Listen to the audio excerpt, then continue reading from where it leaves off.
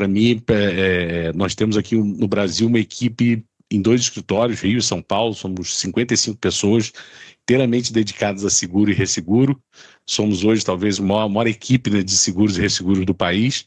E nós temos uma associação também com uma firma estrangeira chamada HFW, que é uma firma inglesa, que tem 23 escritórios em todo o mundo, e daí também um pouco da nossa expertise justamente de criar essas pontes, esses canais de comunicação com o mercado londrino e o mercado asiático também, cada vez mais com o mercado, né, do Oriente Médio. Tem muita coisa acontecendo pelo mundo em relação a resseguro, e a gente está bastante atento a todas essas movimentações. Eu gostaria de convidar o Dinir para dar o pontapé inicial, e logo na sequência a Carol vai falar um pouco sobre os aspectos regulatórios da lei. Na sequência, o Dinir volta para falar um pouco de sinistro. E aí a Júlia Santoro, também nossa sócia, também da área de regulatório, junto com a Carol, está chegando. As duas vão falar um pouco sobre co-seguro, resseguro. É uma lei bastante extensa, obviamente o tempo que a gente tem aqui não vai ser suficiente, mas a gente espera deixar, o que eu falo, essa primeira apresentação é para aumentar o que eles chamam de awareness, né? De conscientização das pessoas no mercado sobre o que traz a lei. E, naturalmente, teremos aí outras oportunidades para falar de coisas mais específicas, de acordo com as regulamentações que forem saindo, com as consultas públicas que já são esperadas há alguns meses, né? A gente vai ter que voltar a esses assuntos. Diri. Bom dia a todos. Gostaria de agradecer o convite da Asas para esse bate-papo aqui, agradecer a presença de todos vocês e aqueles que estão nos vendo online. O primeiro ponto aqui é bem interessante porque ele já é um ponto de discórdia, né? A lei, ela foi aprovada pelo Congresso Nacional dia 5 de novembro do ano passado, né? Ela foi publicada no dia 10 de dezembro e ela vai entrar em vigor no dia 10 de dezembro desse ano. Só que, em recente palestra na IDA, a pessoa que foi o mentor dessa lei, o Ernesto Zurinic, ele disse que a lei já está em vigor, né? E ele deu o exemplo mais esdrúxulo possível. Ele falou, quando houve a abolição da escravatura, né? O direito de propriedade sobre aqueles escravos ele foi abolido imediatamente. Então ele deu esse exemplo para dizer que a lei já está em vigor, né?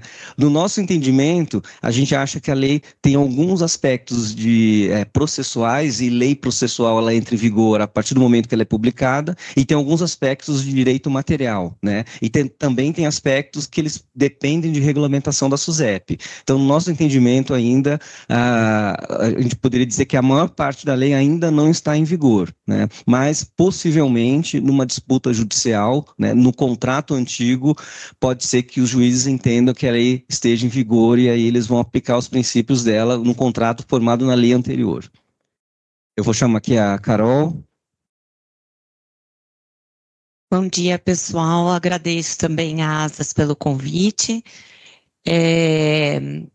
Essa lei de seguros, eu não sei se vocês já tiveram oportunidade de dar uma olhada, ela vai causar uma grande e extensa mudança no nosso mercado, porque até hoje a gente vivia com um capítulo de seguro do Código Civil, que era um capítulo, não sei, de uns 20 artigos, assim, super principiológica,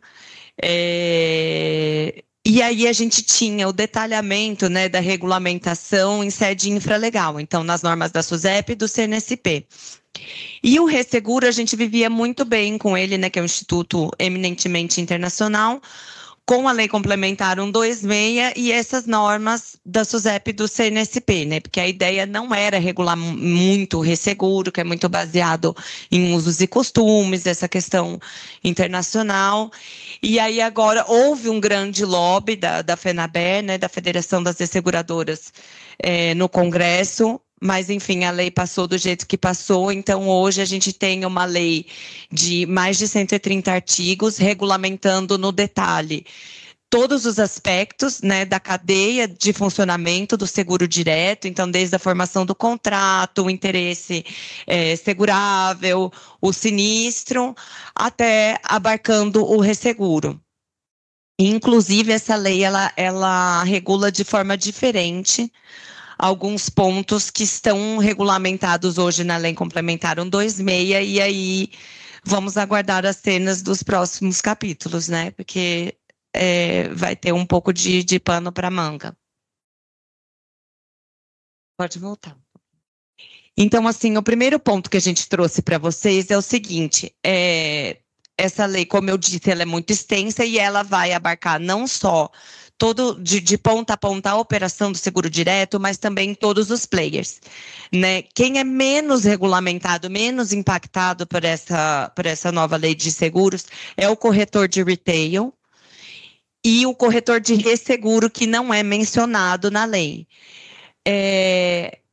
Como vocês sabem, a gente tem uma grande expressividade, né, de corretores de seguro no Congresso.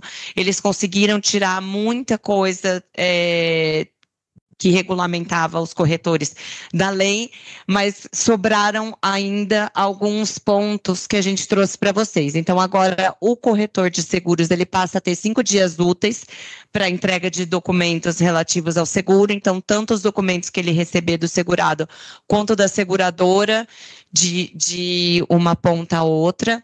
Então, pode ser que isso traga uma maior responsabilidade para o corretor. E um outro ponto é que, assim, a gente é super questionado pela possibilidade de troca do corretor durante a vigência das apólices, né? E é algo complexo de se fazer. Por quê? Porque, pelo Código Civil, o corretor ele tem direito à comissão de corretagem pela mera aproximação do negócio.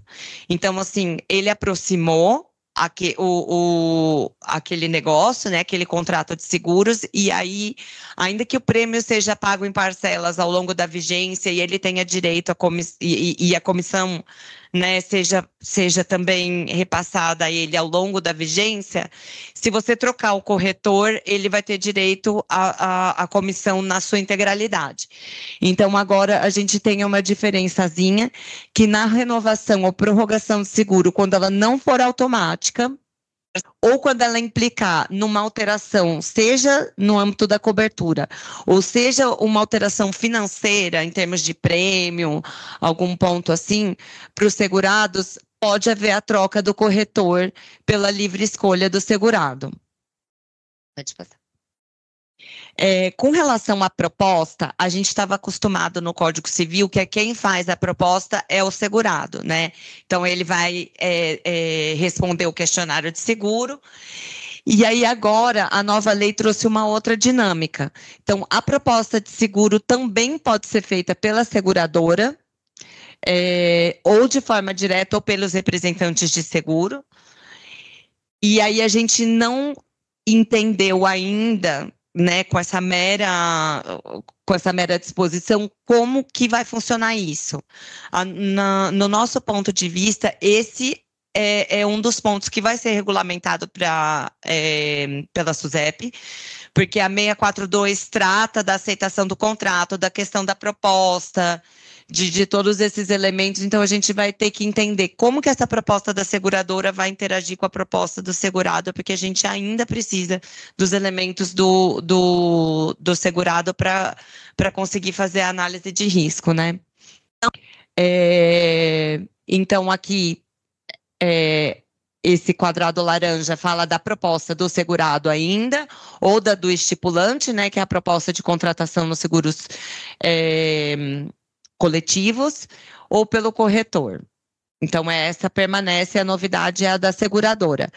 Agora, uma outra novidade é que agora a proposta não precisa mais de forma escrita, então a gente também fica com essa dúvida, porque depois todas essas informações são prestadas pelo segurado, elas não são essenciais só à análise e aceitação do risco, né? E aí também no papel do MGA nessa questão, mas também durante o sinistro, né? Quando você tem uma omissão de informações, quando você tem informações inexatas, se você não tem a forma escrita, como que isso vai funcionar? Né? Hoje em dia a gente só convive com essa questão de não haver proposta escrita no universo do bilhete de seguros, que são seguros mais massificadões, assim, que não tem nem proposta. Então, é um outro ponto aí que a gente vai ter que observar na regulamentação. aqui a gente vai começar a tratar do dever de informação do segurado. A gente estava acostumado no Código Civil com o dever da boa-fé, da máxima boa-fé, né, da estrita boa-fé que permeia o contrato de seguro, né? Agora a gente sentiu que na nova lei, o dever de boa-fé e de informação do segurado, ele foi flexibilizado em muitos pontos, e aí a gente trouxe vários deles para vocês, porque a nosso ver são pontos de muita atenção. Então, o descumprimento doloso, ou seja, intencional de informar a seguradora, acarreta a perda da garantia, e aí o segurado ainda fica obrigado a pagar o prêmio e ressarcir as despesas efetuadas pela seguradora. Já no descumprimento culposo, né, que é não intencional do segurado, a garantia fica reduzida proporcionalmente à diferença do prêmio que deveria ter sido pago ao que efetivamente foi pago, né? E aí o dever também de pagar as despesas da seguradora.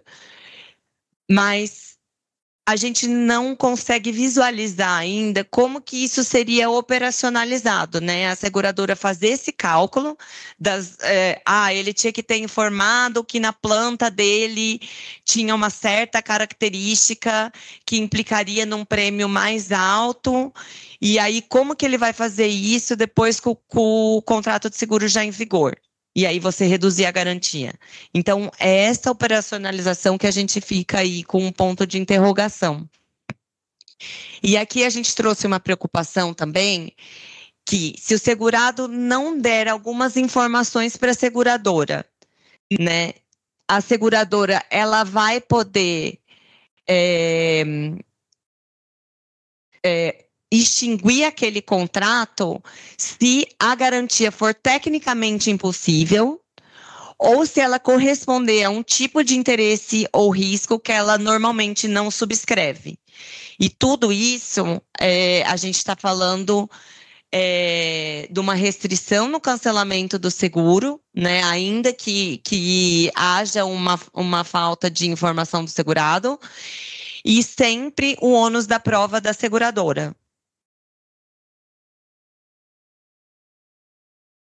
Então, aí aqui a gente traz um certo alento, né, para a seguradora, assim, que a omissão das informações comprovada, mesmo que detectada após a ocorrência do sinistro, ela implica na perda da garantia sem prejuízo da dívida do prêmio.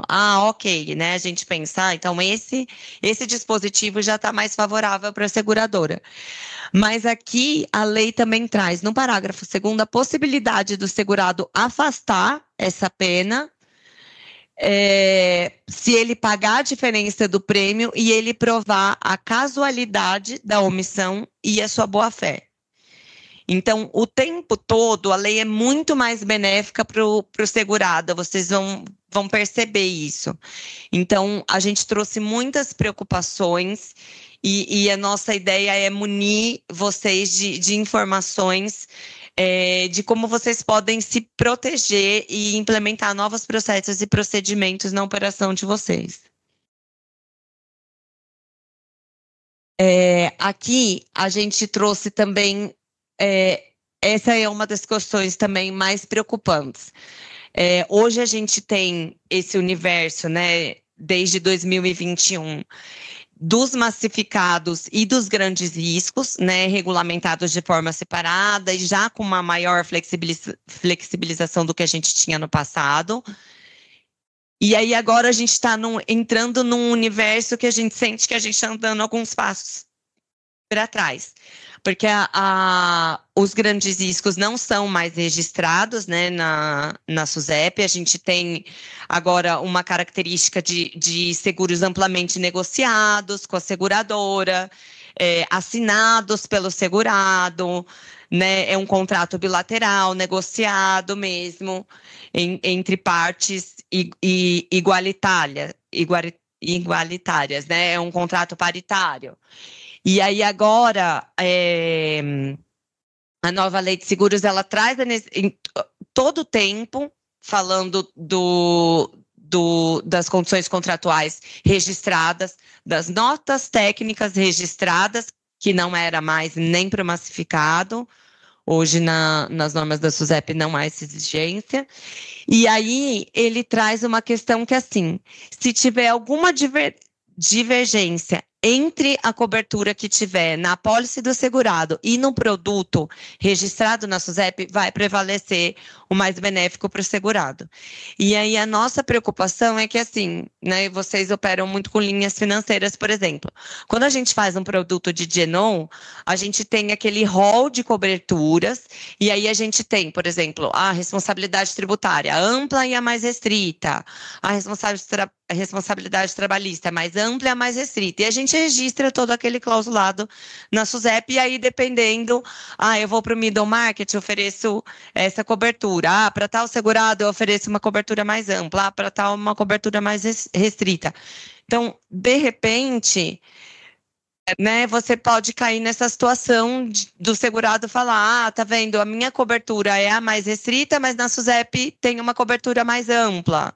E aí, isso ser questionado. Então, isso a gente precisa entender também como que vai funcionar.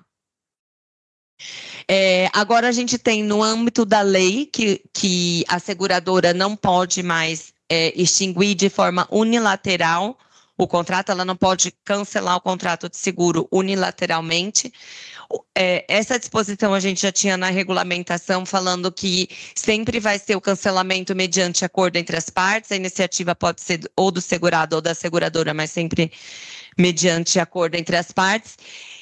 E aí aqui, outro dia a gente já deu esse treinamento para diversos players, né, tanto seguradoras quanto corretores de retail e resseguro, MGAs, na própria Fernaber a gente deu. E aí outro dia veio um questionamento assim, mas e se eu pegar uma fraude? Eu vou ficar obrigado a ficar com aquele contrato? E se eu tiver uma questão de lavagem de dinheiro, que eu tiver que reportar para o COAF, eu vou ser obrigado a ficar com aquele contrato? Então, a gente entende que esse dispositivo aqui, a gente está falando da decisão imotivada, né? Quando você tem um motivo, né? A seguradora, poxa, detectou uma fraude, ela detectou um problema que vai acarretar um problema de controles internos de compliance para ela, aí ela tem um motivo para cancelar o contrato. Então, a gente vai ter que interpretar de uma forma diferente. Aqui também tem essa mesma preocupação, né? Que esse dispositivo, ele fala que o contrato, quando ele não contrariar a proposta, ele vai ser regido pelas condições contratuais previstas nos modelos que vierem a ser depositados na SUSEP, prevalecendo, quando mencionado na proposta, o número do processo administrativo, o clausulado correspondente cuja vigência abranja a época da contratação do seguro, ou o mais favorável ao segurado quando tiver vários clausulados depositados para o mesmo ramo, a mesma modalidade e não tiver a previsão específica na proposta. Porque quando a gente registra, a gente ganha aquele número de processo SUSEP, né? E aí vai ter que ter uma preocupação toda na hora da emissão, na hora da proposta constar qual que é o clausulado aplicável, porque às vezes você tem várias versões de um mesmo produto registradas ao mesmo tempo, né? Porque a seguradora pode ter vários clausulados operando ao mesmo tempo para mercados diferentes. Então, tem que ter muito essa atenção para constar qual que é o número de processos SUSEP correto, porque senão, se tiver uma divergência também, sempre a interpretação vai ser a mais favorável ao segurado. E aí também houve uma preocupação assim, do mercado, será que eu vou ter que ter um registro de produto por cliente?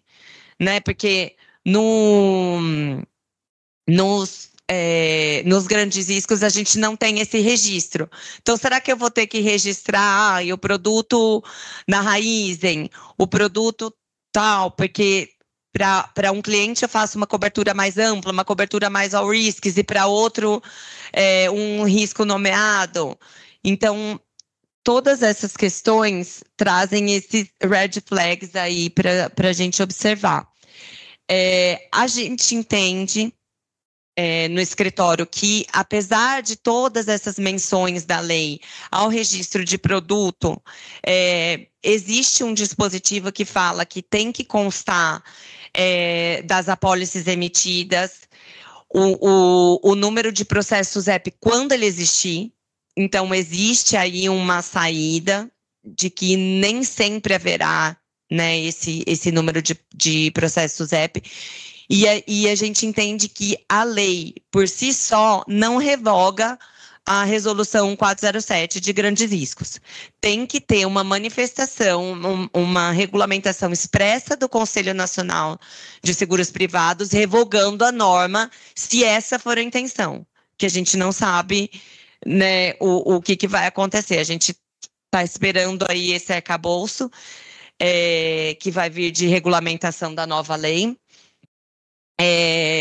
Como o Dinir falou, a gente teve esse congresso da IDA muito recente, na semana passada, e o Ottaviani, né, que é o nosso superintendente da SUSEP, ele falou que as normas devem ser lançadas em consulta pública por volta de até junho.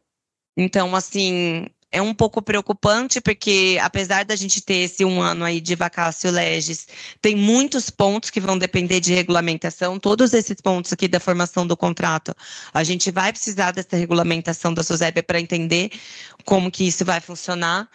E aí a gente vai ter em 6 meses, né, aí com toda a regulamentação pronta para poder se adaptar direitinho.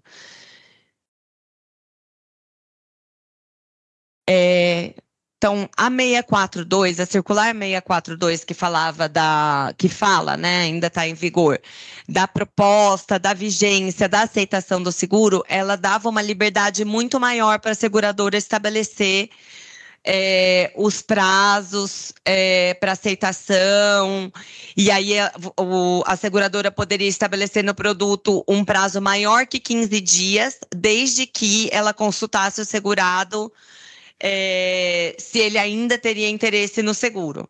Agora, aquele prazo, ou então era aceitação tácita depois dos 15 dias, né? Que, na verdade, todo o nosso mercado continua operando mais dessa forma. Agora, esse prazo default de 15 dias passou a ser de 25.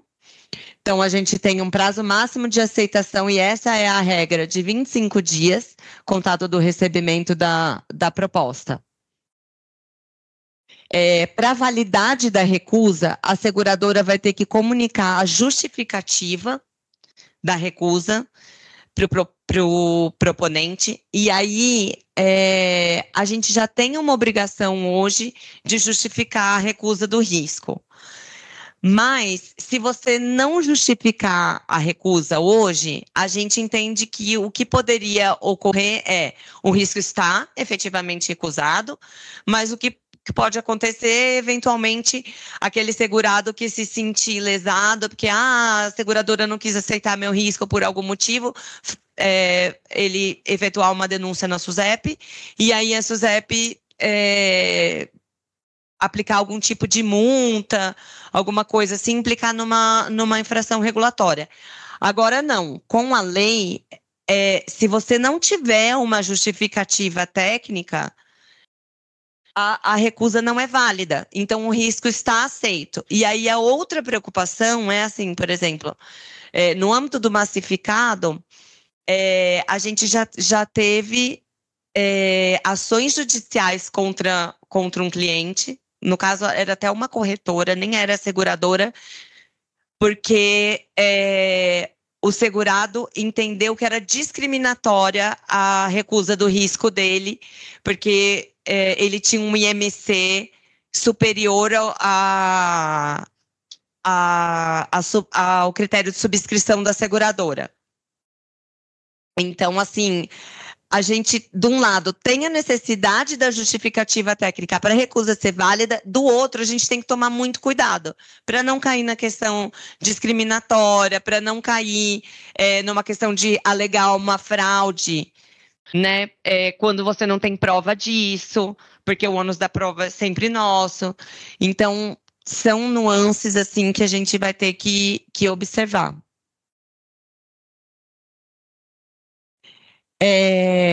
A nova lei, ela contemplou a possibilidade, né, que a gente já tinha em âmbito regulatório dos seguros liga-desliga, né, da cobertura intermitente. Então, ela fala que o prazo de vigência, se ele não tiver expresso na apólice, ele vai ser presumido que é 1 ano. Mas, dependendo da natureza, do interesse, do risco e da vontade das partes, pode ser estabelecido um prazo diferente. Então, a gente vê muito também em vida, às vezes, apólices de 5 anos, tudo isso está permitido, tudo isso foi contemplado. A grande diferença agora é que, pelo Código Civil, a renovação automática só era cabível uma vez. Agora não tem mais essa limitação. A renovação pode ser prevista, a renovação automática indefinidamente. A questão é que a seguradora tem que avisar 30 dias antes do término da vigência, se ela não quiser renovar o seguro, né? Se não for a regra da renovação automática. E se não tiver uma disposição, né, de que a renovação é expressa, a gente vê muitos produtos que exigem a renovação expressa, então vai ser presumido que a renovação é automática. Aqui, de novo, né, a questão do agravamento do risco, de novo, essa questão do dever de boa-fé, que a gente entende que houve uma flexibilização, porque hoje, pelo Código Civil, o segurado ele perde o direito à garantia se ele agravar intencionalmente o risco, e se ele não comunicar, logo que eu saiba, todo incidente capaz de agravar o risco. E agora não, agora vocês vão ver que existe um adjetivo aqui que flexibiliza bastante as coisas. Então, a disposição ficou, sob pena de perder o direito à garantia, o segurado não deve agravar intencionalmente e de forma relevante o risco objeto do seguro, e o segurado deve comunicar o agravamento relevante do risco, tão logo tome conhecimento. E o que é relevante para a lei? Então, o que é relevante é quando o agravamento ele acarrete um aumento significativo e continuado da probabilidade de ocorrer o risco ou da severidade dos seus efeitos. Então, aqui também, para quem trabalha na regulação de sinistro, esse ponto vai ser muito importante, porque a gente já tinha uma jurisprudência muito consolidada nesse sentido, né? E aí agora com essas flexibilizações, a gente vai ter que ver como que a jurisprudência vai interpretar esses novos dispositivos e o quanto que a gente vai conseguir valer alguns dos argumentos. Inclusive, as possibilidades de perda do direito, a gente está enxergando que elas vão ser mais difíceis de ser aplicadas. Então, nesse sentido, a gente vê também uma necessidade de revisão dos produtos de seguro para que as exclusões sejam mais robustas, mais claras, mais objetivas e sem a gente ficar dependendo da interpretação do juízo quanto à perda do direito. Ah, mas foi um agravamento, mas foi relevante? Ah, mas acarretou um efeito severo, né? Então, assim, quanto mais a gente tiver clareza, objetividade nos produtos, mais segurança jurídica a gente vai ter a partir de agora. E mesmo assim, né, mesmo tendo essa informação do agravamento do risco, se a seguradora concordar em continuar com a cobertura, ela pode cobrar um prêmio adicional ou não, e aí existe essa possibilidade de afastamento da perda da garantia, né, dessa consequência. A seguradora vai poder concordar com aquele risco mais agravado e seguir na vigência do contrato. Dinira, agora a sua parte, nosso especialista aqui em regulação de sinistro. Obrigado, Carol. A lei também ela trouxe algumas mudanças significativas na regulação do sinistro, né? A primeira delas é que hoje a seguradora ela vai ter um prazo, né, para fazer a regulação do sinistro. Esse prazo vai ser de 30 dias, já existe hoje, né, o prazo de 30 dias, só que ele pode ser estendido para 120 dias, né? Ele vai ser obrigatório de 30 dias nos casos de sinistros de menor complexidade, sinistros que envolvam valores menores do que 500 salários mínimos, né? E a lei ela também trouxe essa figura da liquidação dos sinistros, né? Antes, regulação e liquidação eram aspectos de uma mesma etapa. Agora existe essa possibilidade de primeiro regula e depois tem a liquidação, né? O prazo para liquidação ele é também semelhante, né? 30 dias para sinistros massificados e até 120 dias para sinistros complexos, né?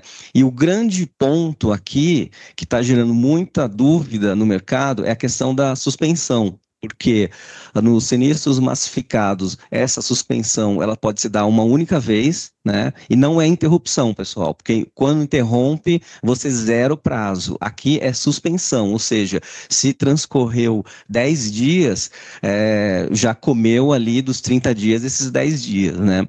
E hoje a gente não tem prazo para pedir documentos. Todo mundo que já regulou sinistro de seguro-garantia que sabe, né, que nenhum sinistro de garantia é igual ao outro. A documentação é diferente, as informações são diferentes e vai ser um grande desafio para o mercado para a gente regular sinistros pedindo 2 vezes documentos, né? O que o mercado tem falado? Algumas seguradoras falaram, olha, eu vou fazer uma lista enorme de solicitação de documentos, e aí, conforme o caso, eu vou lá, esse não precisa, aquele não precisa, etc. Mas parece que o mercado está se organizando para fazer com que os produtos tenham uma lista básica de documentos. Com essa lista básica, né, enquanto o segurado não entregar essa lista básica, não está correndo aí o prazo, né, de 30 ou 120 dias. Então, parece que essa está sendo uma discussão aí interessante, mas que até tendo em vista do que existe lá fora do Brasil, né, essa lei aqui, a gente já conversou com várias resseguradoras fora do Brasil, e eles têm alguns sistemas legais internos que são parecidos com que essa nova lei. Então, para eles não é tão diferente do que ocorre lá fora, né? Mas vai ser um desafio. Os produtos eles vão ter que ser revisados, né, para colocar essa lista mínima de documentos. A seguradora ela vai ter que ter um controle interno muito importante para não poder passar, né, porque eu vou falar a penalidade para vocês aqui se ela deixar transcorrer esse prazo. Então, esse é o a grande inovação nessa lei, né? Ela fala o seguinte, que a seguradora, se ela não se manifestar durante 30 dias, ela perde o direito de recusar aquele sinistro, né? Ou seja, se ela não se manifestar em 30 dias, a cobertura ela vai ser aplicada, né? Isso daqui vai envolver um controle interno da seguradora muito grande, né? Porque esse prazo ele é decadencial, né? Se a seguradora não responder em 30 dias, vai ter a aceitação tácita daquela cobertura, ela perde o direito de negar aquele sinistro.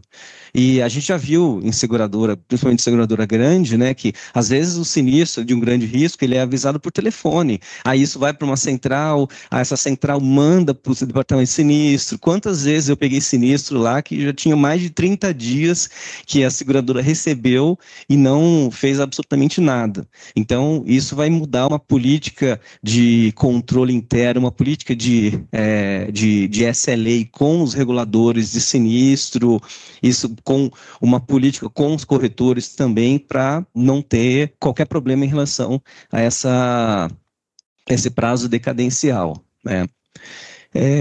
Um outro ponto interessante também, que já vinha em linha com a jurisprudência, é a questão de a seguradora ela tem que colocar na carta negativa todos os documentos, todas as informações relativas à negativa.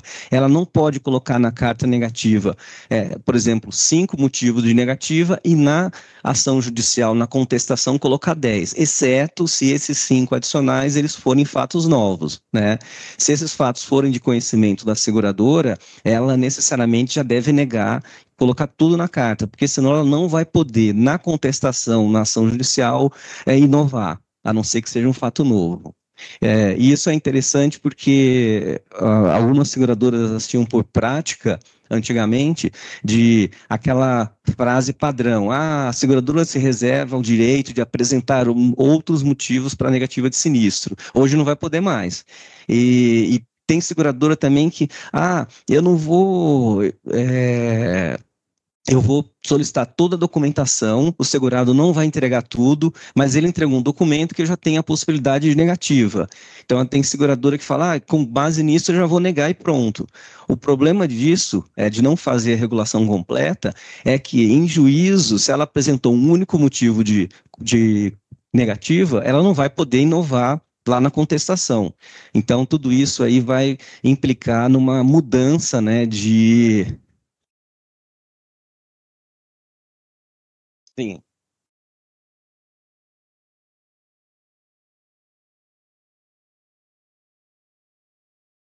O adiantamento a gente vai falar aqui mais para frente.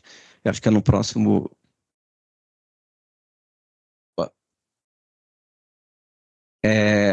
Tem uma parte aqui do adiantamento, mas deixa eu responder essa. A lei, ela fala que existe a possibilidade, se a seguradora ela conseguir ter algum valor parcial, obrigatoriamente ela tem que fazer esse adiantamento para o segurado, né? Então, também vai ter que mudar os contratos com os reguladores de sinistro, colocar SLAs, etc., né? O que o mercado está falando é o seguinte: falou, olha, eu vou regular por inteiro, eu não vou regular com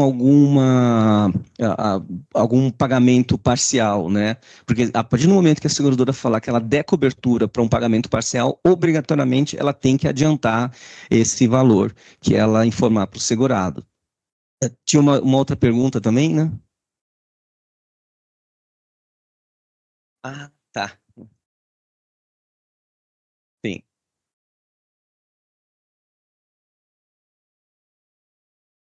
Sim, essa regra é para todos os sinistros de todos os ramos. A pergunta foi nesse sentido, né? Então ela vale para garantia, para seguro de vida, para auto, para grandes riscos, para massificados, etc.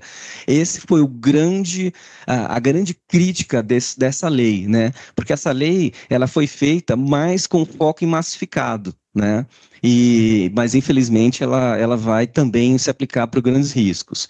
E aí a gente tem essa questão, o que muda um pouco é o prazo, né? Se você, no massificado, você pode suspender o prazo uma única vez, no seguro de grandes riscos você vai poder suspender 2 vezes. E o que muda também é o prazo para regulação, né? No prazo para regulação de massificada de 30 dias e no de grandes riscos pode ser até 120 dias. Mas ela se aplica para todos os ramos. Essa questão que eu falei para vocês aí, que já aconteceu, né, do sinistro ser avisado no call center, por exemplo, a lei ela fala que a comunicação do sinistro pode ser por qualquer meio idôneo, né? Ou seja, ela não vai se restringir aos meios previstos, né, meios previstos na pólice. Então, isso pode ter algum problema operacional. Por isso que as seguradoras vão ter que mudar controles internos, vão ter que centralizar. Algumas seguradoras estão pensando em colocar nas apólices uma única chave para o recebimento de sinistros, mas mesmo assim, né, a gente tem essa disposição que o segurado ele pode comunicar o sinistro por qualquer meio idôneo. Se ele ligar lá e comprovar que ele avisou o sinistro no call center, já está correndo o prazo decadencial lá de 30 dias. Uma outra característica da lei é que o fornecimento de informações e esclarecimentos sobre o sinistro, ele deve ocorrer sob provocação da seguradora, Hoje, né, a gente tem o princípio da máxima boa-fé, onde o segurado ele deve fornecer, no momento do sinistro, todas as informações necessárias para a regulação do sinistro. Agora, a nova lei ela fala que não. Se a seguradora não perguntar, eu não preciso fornecer. Né? Isso vai demandar aí uma grande expertise da seguradora ou do prestador de serviços dela na regulação do sinistro, porque vai depender da sensibilidade. Se ele não perguntar aquilo, o segurado não é obrigado a responder. É uma mudança de mindset que a gente tem, né? Até hoje, com o princípio da máxima boa-fé, olha, você me informa tudo, a seguradora não precisa ficar pedindo aquela informação. Agora, vai só sob provocação da seguradora que o segurado vai fornecer aquela informação. Isso vai mudar aí bastante coisa. E uma outra mudança é em relação à perda de direitos em caso de infração culposa dos deveres de informação, né? Porque, segundo a lei, isso vai se limitar à perda do direito à indenização correspondente aos valores decorrentes da omissão. Né? Vai ser muito difícil fazer um cálculo. Quanto que, se a gente pegar no D&O, por exemplo, né, tem apólices aí que o prêmio é de 0,3% do LMG. E se tiver uma informação um pouco mais, ainda que você agrave, né, você vai aumentar para 1%. A diferença é muito pequena, né? No garantia também, a gente tem essa questão quando a empresa ela não está em recuperação judicial. Se ela entra em recuperação judicial, tem um aumento do prêmio, mas não é um aumento do prêmio substancial para fazer frente à exposição total daquele risco, né? Então, nesse caso aqui, a lei fala que se ele omitir culposamente, né, a seguradora vai fazer um cálculo de quanto causou aquela omissão e aí poder, né, o direito que o segurado vai perder é aquela diferença, né, que se ele tivesse informado, ela teria calculado um outro prêmio. A gente entra aqui também na inaplicabilidade da perda de direitos por infração dos deveres de informação, né, se ele tiver a ciência do sinistro. O problema que a gente tem nesse caso é que quais são os outros meios admissíveis, né? A gente espera que essa parte da lei ela seja esclarecida com a regulamentação infralegal que a SUSEP vai soltar. E a gente tem também a questão da obrigatoriedade do segurado, né, de mitigar os danos, só que essa obrigatoriedade, elas são dispensáveis se colocar em perigo interessante, interesse relevante do segurado e sacrifício acima do razoável, né? Isso está em oposição ao 771 do Código Civil, que fala interesse relevante e que são conceitos vagos, né? A gente não sabe como isso aí vai ser regulamentado. Essa lei também, ela trouxe à tona a cobertura de despesas de salvamento e contenção dos sinistros, né? A grande briga do mentor dessa lei, o Ernesto, é em relação à cláusula de despesas de salvamento. Ele sempre advogou que as despesas de salvamento elas não integram o LMG da pólice ou a IS da pólice, elas são uma cobertura à parte, elas não têm limites, né? Inclusive, tem alguns casos onde ele conseguiu ganhar isso no Tribunal de Justiça, né? Tem um caso de Minas Gerais interessante, onde os desembargadores, eles guarida essa tese dele, de que você não paga, a despesa de salvamento, ela está fora da importância assegurada da pólice, né? Mas, hoje, o que a lei diz, a nova lei, que essa cobertura de despesas de salvamento, ela não reduz o LMG e não está sujeita à franquia, mas ela está sujeita ela pode ter um LME específico para isso.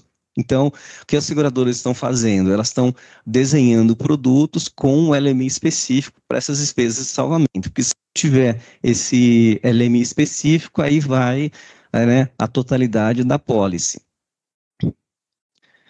Totalidade da pólice não, você vai a 20% do LMI aplicável, né? Então, isso daí vai trazer um problema de especificação nas notas técnicas, já que essas despesas de salvamento elas vão ocorrer em adição ao LMG da pólice. Então, vai ter que revisar também nota técnica para colocar essas despesas de salvamento aí à parte. E aí também tem a questão que cabe à seguradora provar que os fatos alegados pelo segurado que lesam a cobertura securitária, eles não existiriam ou que não são relacionados aos riscos cobertos, né? Então, cabe à seguradora comprovar. Essa lei, ela trouxe uma inversão do ônus da prova, né? Porque quem deve comprovar que os fatos alegados não lesam a cobertura securitária, agora é a corretora.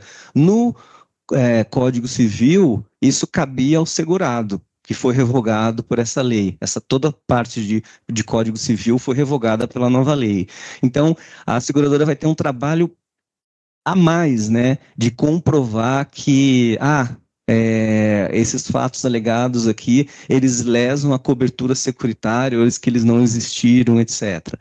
Então, vai demandar mais atenção na regulação do sinistro. A gente tem uma pergunta aqui do Márcio Carneiro. A indenização do seguro-garantia no setor público será pelo valor da apólice ou pelo valor do prejuízo comprovado? Não, isso não muda, né? No seguro-garantia sempre vai ter que calcular aí, dependendo de uma apólice de performance, por exemplo, o sobrecusto. Então isso não muda nada, né? A regulação, ela vai ter que, a seguradora, se ela entender que tem cobertura, ela vai fazer uma verificação do prejuízo, né? No caso é um sobrecusto, quanto que deu esse sobrecusto, e vai indenizar, mas isso não muda nada.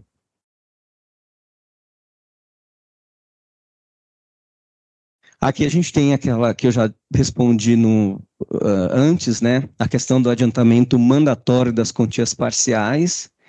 A dúvida que tem é em relação ao início da contagem do prazo e impactos no resseguro, né? Então, você tem a obrigatoriedade, se a seguradora encontrar algum valor parcial, né, para adiantar, ela obrigatoriamente, em 30 dias, ela deve indenizar o segurado desse valor parcial. Agora, quando que começa a correr esse prazo de 30 dias, né? É quando a seguradora informa o segurado ou quando ela verifica que teve um valor parcial já incontroverso, né? O que eu disse para vocês antes é que, muito provavelmente, a regulação ela vai ser feita, não vai ter valor parcial a ser indenizado. A seguradora vai preferir já calcular o valor total e aí já pagar de uma vez, né? Hoje, essa lei trouxe uma limitação na forma de pagamento do regulador de sinistro, né? Porque a lei veda você remunerar o regulador de sinistro com base na economia proporcionada para a seguradora, né? O que a gente percebe dessa lei, existe um outro slide também, só adiantando, que ele fala da responsabilidade solidária da seguradora para com o seu regulador de sinistro, né? Então a gente acha que isso vai trazer uma certa formalidade para o mercado de regulação de sinistros, né? A nossa legislação não tinha nenhuma disposição sobre o regulador de sinistros, né? Se você pega determinados países, por exemplo, o Chile, o regulador de sinistro, ele é como se fosse uma instituição bancária. Ele tem que se registrar no Banco Central do Chile, ele tem que apresentar uma apólice de ano no valor substancial, ele tem que fazer cursos, é uma profissão totalmente regulamentada. No Brasil, a gente não tinha, antes dessa lei, nenhuma regulamentação, né? Eu já vi regulador de sinistro que trabalhava de casa, não tinha nem endereço comercial, né? Só tinha um celular e o e-mail. Então a gente acha que essas disposições sobre o regulador de sinistro, elas vão trazer uma certa formalidade para o mercado, né? Porque como a seguradora ela é responsável solidariamente para com o regulador de sinistro, se o regulador não tem nem apólice, não tem nem endereço comercial, imagina se ele for condenado, né, que vai sobrar para quem? Obviamente para a seguradora, por qualquer erro dele. É isso que eu estava falando para vocês, né? Da obrigação solidária do regulador de sinistro pelos danos decorrentes. E uma outra questão interessante também, quem já trabalhou com algum sinistro onde o Ernesto Zilinic esteve envolvido, ele sempre tinha por hábito entrar com ação de exibição de documentos. Então, ele atuava na regulação do sinistro, a seguradora, ela negava, ele entrava com uma ação de exibição de documentos para ter acesso aos documentos da regulação. Isso era muito comum da parte dele. E ele espelhou isso na nova lei, né? Porque essa nova lei, ela fala do compartilhamento obrigatório do relatório de regulação do sinistro. Isso daí, a seguradora, ela vai ter que... Hoje já existe jurisprudência dizendo que isso faz parte da expertise da seguradora e ela não é obrigada a divulgar o relatório de regulação de sinistro. Mas a nova lei já mudou isso daí e ela fala da obrigatoriedade.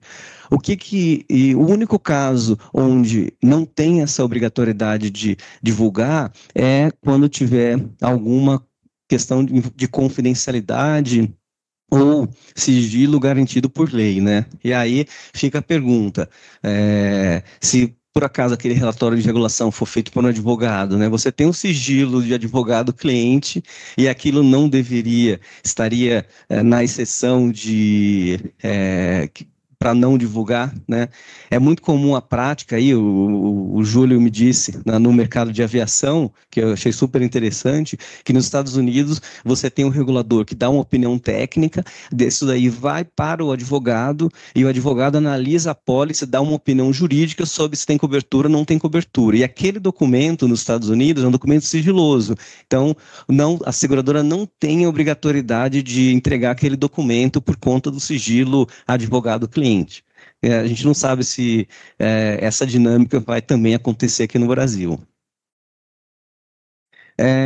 Como eu disse para vocês no início, a lei ela criou a figura do liquidante de sinistro, né, que é uma inovação, porque em regra essa liquidação ela é realizada internamente pela seguradora, então aí criou mais uma etapa, né, a regulação ela sempre foi feita regulação e liquidação numa mesma etapa, e agora tem essa possibilidade de ter essa figura do liquidante, que são os prazos de 30 dias se for sinistro massificado e até 120 dias nos ramos de maior complexidade.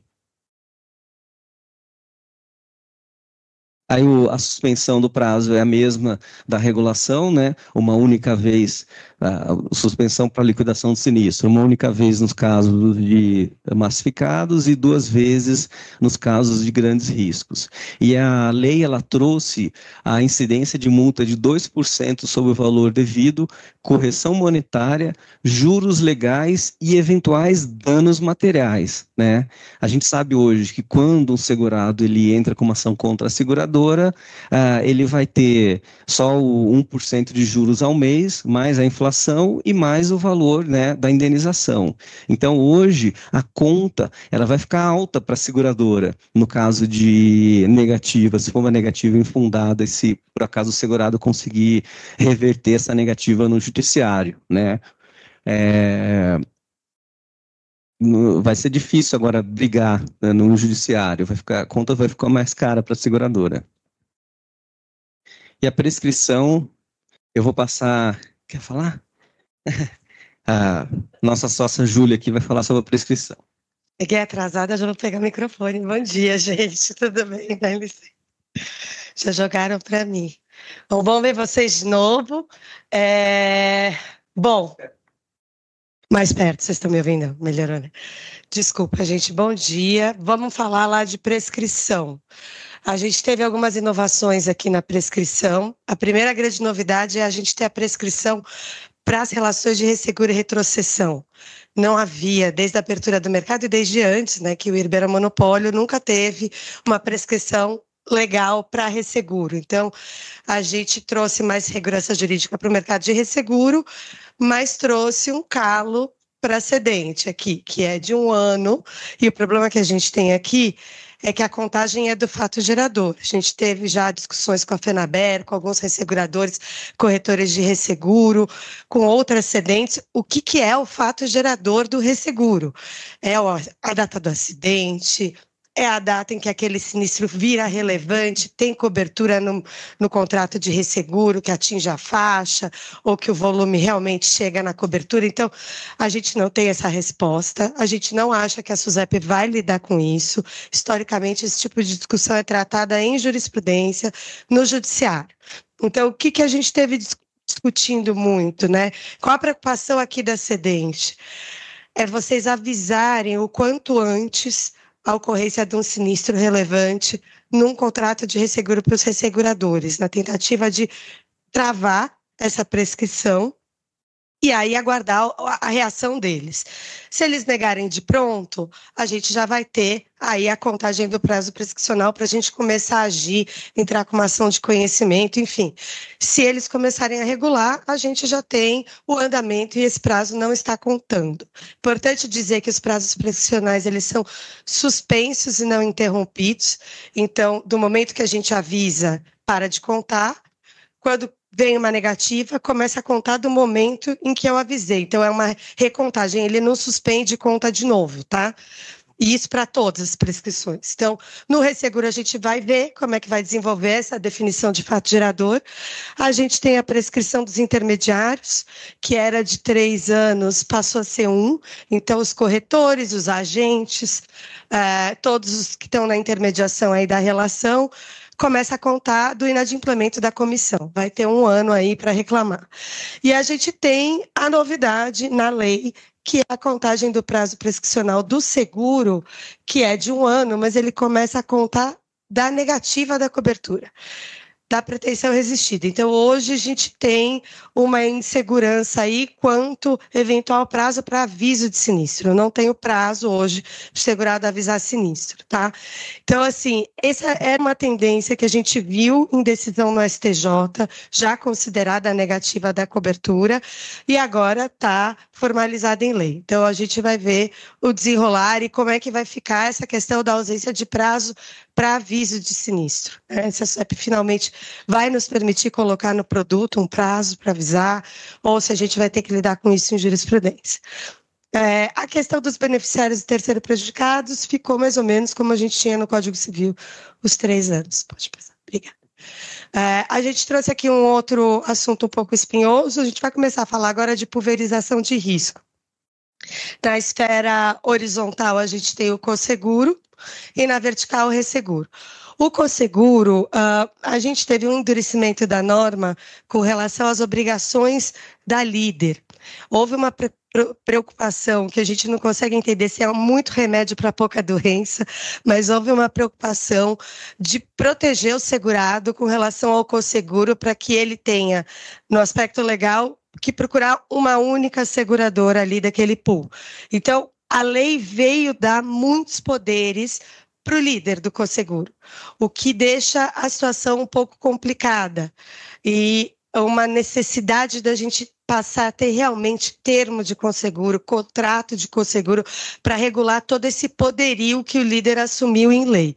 Então, a gente tem aqui a definição de que a COSEGURadora líder administra o COSEGURO, representando as demais na formação e na execução do contrato, e aqui começa o problema, e a substitui ativa ou passivamente nas arbitragens e nos processos judiciais. Então, além de representar e poder tomar uma decisão definitiva sobre cobertura, sobre questões daquela apólice, ele pode substituir as demais judicialmente na arbitragem, ou seja, o segurado só precisa entrar com a ação contra ele.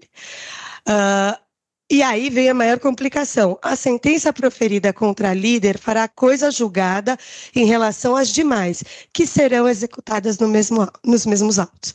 Então, se eu falhei, eu sou líder, falhei em chamar as minhas cosseguradoras, ou elas, por alguma razão, não entraram no processo e não tiveram a oportunidade de se defender, a sentença que só a líder defendeu vai fazer coisa julgada, ou seja, vai ter uma execução contra as cosseguradoras sem elas se manifestarem.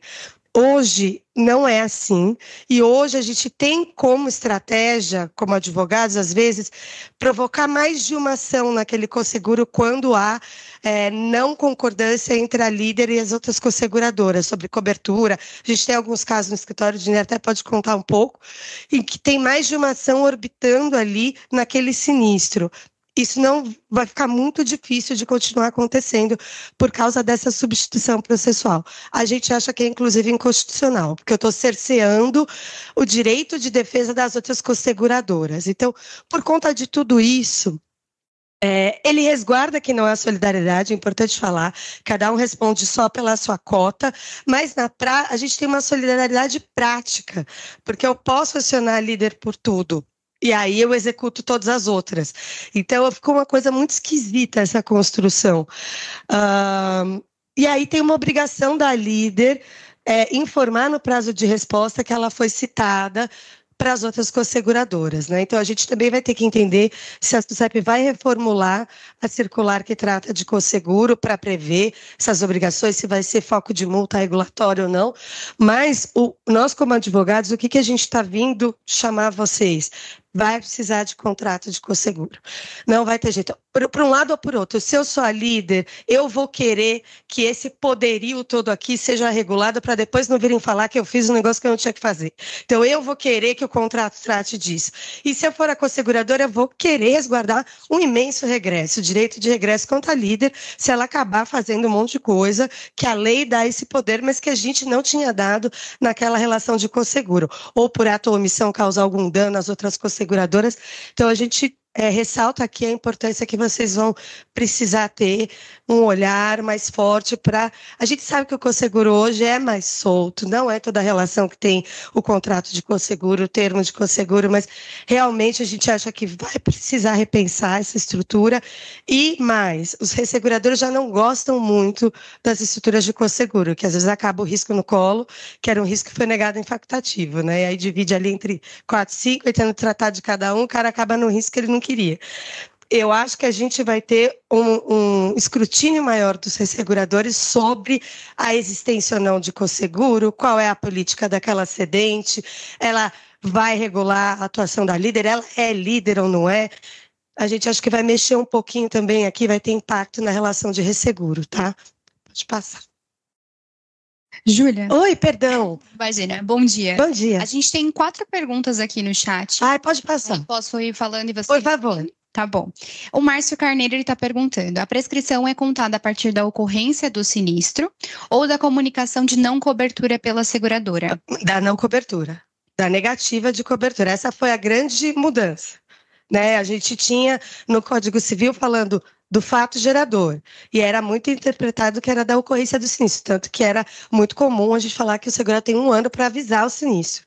Isso caiu, agora é da negativa de cobertura. A gente precisa aguardar para ver se a SUSEP fará alguma coisa sobre esse período de aviso do sinistro. Certo. A gente tem uma outra aqui em relação ao prazo, se é para todos os ramos. Para todos os ramos. O RC, a gente tem a situação dos 3 anos, se eu não me engano. Permanece a dinâmica do Código Civil. É 1 ano, né? 1 ano, o RC é 1 ano. A dinâmica do RC ficou igual à do Código Civil, tá? Não mudou. O que mudou foi os demais ramos da questão de quando conta. O prazo é o mesmo, mas é de quando conta. Ótimo, tá bom. A gente tem o Garcia também perguntando o que interrompe o prazo prescricional e quais são os motivos. Dinheiro, vou te chamar aqui para falar um pouco de interrupção. Pode vir. Essa é a praia de sinistro, melhor ele do que eu. A interrupção do prazo prescricional, ela hoje, né, antigamente com o Código Civil, o mero recurso do segurado contra a negativa, ele não interrompia o prazo prescricional. Tem várias decisões nesse sentido, né? Tinha segurado que contava com essa interrupção e quando ele entrar a ocasião depois de 1 ano, foi declarada prescrição. Agora, a nova lei, ela fala que o recurso do segurado, ela interrompe sim o prazo prescricional.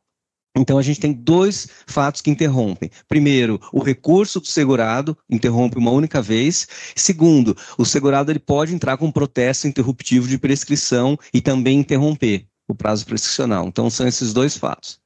Certo. Ainda sobre a pressão. Só um minuto. O recurso, né, Dinheiro, é a pedido de reconsideração da decisão da negativa, né? Só para esclarecer. Vale.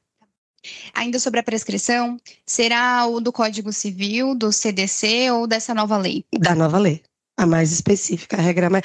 A prescrição que está no Código Civil sobre seguro foi revogada. Esse artigo, esse pedacinho do artigo está revogado pela nova lei. Então, prevalece a nova lei.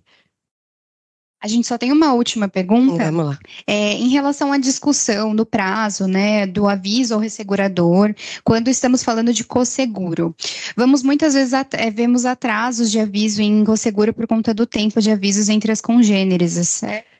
Então, aí é uma questão, o cosseguro é muito, mais uma razão para os resseguradores odiarem o cosseguro, né? É muito complexo, porque a relação de resseguro, se eu estou falando de um facultativo que está cobrindo aquele cosseguro individualmente, eu entendo que com esse poderio que a lei deu para a líder, provavelmente vai ser obrigação da líder de avisar. E aí, importante a gente ter isso no contrato de cosseguro, regulando inclusive esse tipo de obrigação. Agora, num cosseguro comum, onde cada cosseguradora tem o seu tratado, tem o seu contrato de resseguro, a obrigação é dela de avisar. E ela vai ter que ter a sua própria relação regida no seu próprio contrato de resseguro, de como avisar. O que ele está falando é o delay da líder que foi avisada informar as demais. E aí eu atraso no meu próprio contrato de resseguro.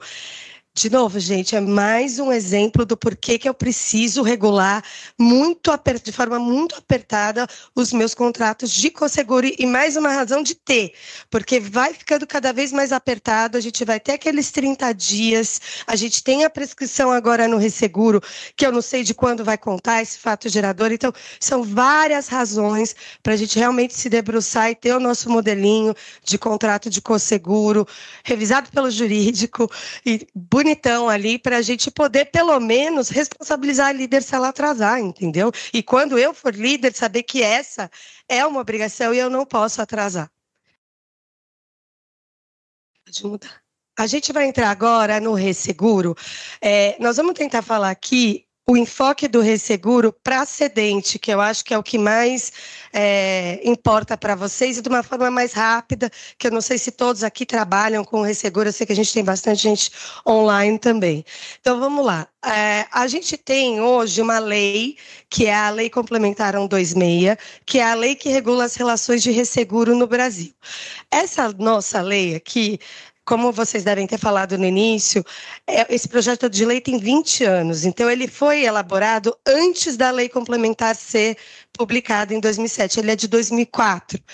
E aí foi inserido esse capítulo de resseguro e não foi excluído em todas essas revisões que a gente teve. Então, o que eu tenho hoje? Eu tenho 2 leis tratando de resseguro e eu tenho 2 artigos nessa lei que se tratam do mesmo assunto que 2 artigos da 126, de forma distinta, assim, pequenamente distinta. A gente vai ter que entender, ao longo agora da nossa vida jurídica, quem que vai prevalecer. Nós do escritório entendemos ainda que a lei complementar prevalece, até porque dispositivos dessa nova lei resguardam o disposto na lei complementar. E aí, com relação a esses artigos que conflitam, a gente recomenda que seja tratado dentro do contrato de resseguro, que tenha cláusulas em que se estabeleça o que prevalece ali entre as partes. Então, a gente tem a definição de resseguro aqui na nova lei, que é uma definição muito mais simplista e reduzida do que a definição que tem na lei complementar. A gente entende que isso não afeta, toda a amplitude da lei complementar permanece em vigor, ou seja, os fundos de pensão, as operadoras de saúde, as cooperativas, todas elas vão continuar podendo fazer resseguro na nossa visão. Mas então, você tem aqui essa definição mais restritiva que, na nossa visão, não atrapalha, mas é importante apontar para vocês, né? Por que 2 leis tratando da mesma coisa? E é o que a gente vai ter que conviver agora. A gente tem a questão da aceitação tácita de 20 dias. Esse é um ponto muito importante para cedentes, né? É uma mudança. A regra hoje do resseguro eu ofereço. Se as resseguradoras ficarem silentes, negaram o risco, elas não precisam se manifestar para negar. E essa é uma dinâmica muito importante para cumprir o direito de preferência dos resseguradores locais. Eu não preciso ficar esperando uma resposta. Deu o prazo de 5 dias facultativo, 10 dias de tratado, não se manifestou, está negada a cobertura, eu posso seguir, colocar com outra pessoa, ou se manifestou parcialmente, eu cumpri parcialmente o direito de preferência.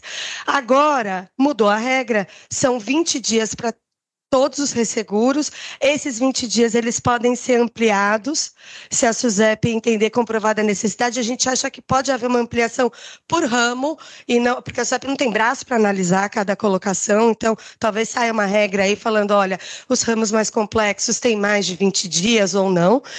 E a gente tem esse termo aqui, que é muito novo no mercado de resseguro, que é a proposta de resseguro.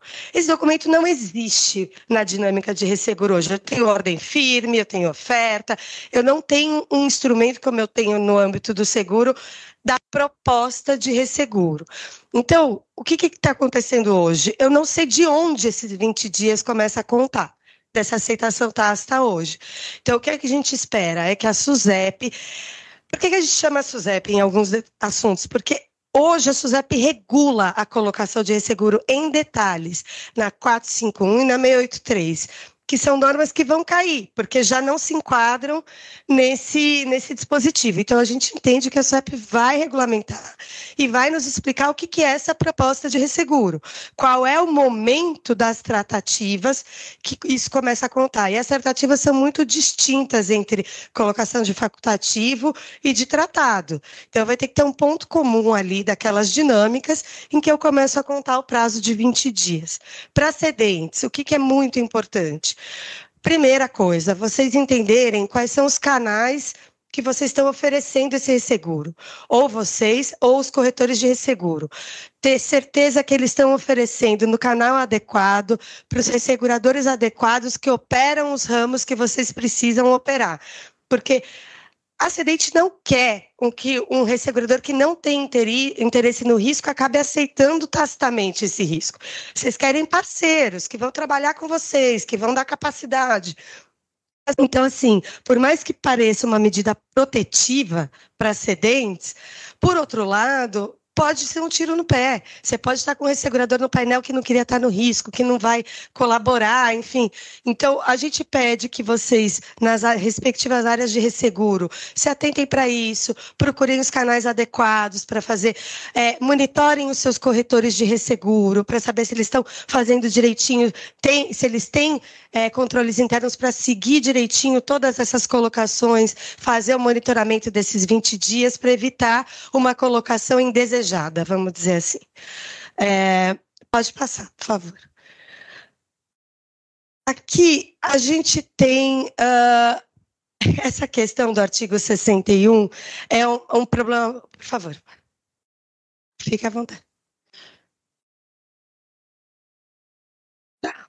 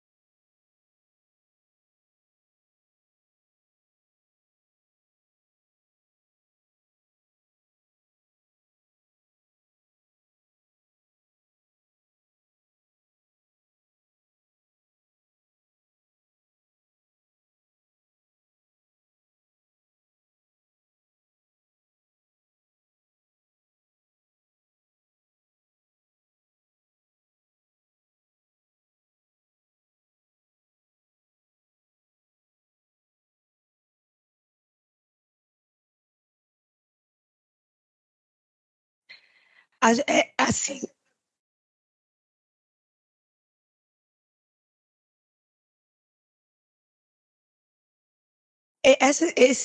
Esse cenário é o cenário que a gente já vive hoje, não houve mudança. O cenário que você está me descrevendo é o cenário que a gente vive hoje, porque a aceitação tácita no âmbito do seguro, ela só passou de 15, que é a prática normal hoje, a 25 dias. Então, esse risco que você está me descrevendo, a gente já vive hoje, a gente tem mecanismos no contrato do que é aceitável automaticamente naquele contrato e o que não é, tanto em padrão como em valor. Então, já é uma dinâmica que o tratado vive com isso.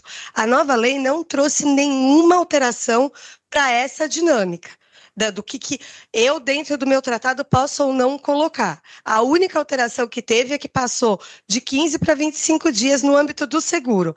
Essa automaticidade do resseguro é a aceitação do contrato de resseguro ou de retrocessão, não do seguro lá embaixo. Eu não sei se ficou claro. Essa é na relação de resseguro, entre a seguradora e o ressegurador.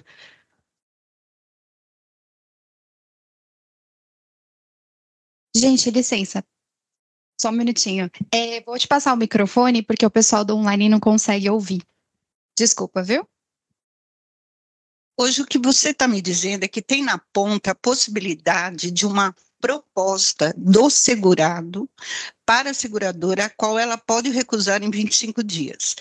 A gente ainda não sabe se isso é obedecendo os padrões de aceitação da própria seguradora ou o cliente criando um entendimento que é do interesse dele para que a seguradora cubra. Aí a seguradora passa por isso, ela não vê, se ela não tiver um bom controle, um bom sistema de negativa, de análise de risco antes.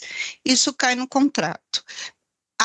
Eu hoje vejo isso muito nas resseguradoras, o sentimento de que elas vão ter que sobretaxar riscos em função dessa lei, porque em algum momento elas estão, através dos contratos,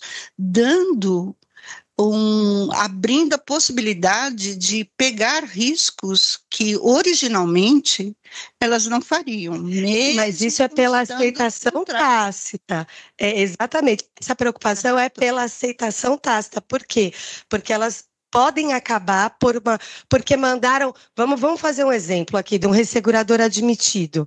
Ele tem o representante no Brasil e ele tem a estrutura dele lá fora. Sim. Vamos assumir que alguém mandou, normalmente a subscrição é feita pelo time de fora, né? Property num setor, aviation no outro setor. Vamos assumir que alguém mandou uma colocação para o procurador no Brasil, que não é uma pessoa de negócio, é um representante perante a SUSEP, e ele não informou que chegou essa cotação.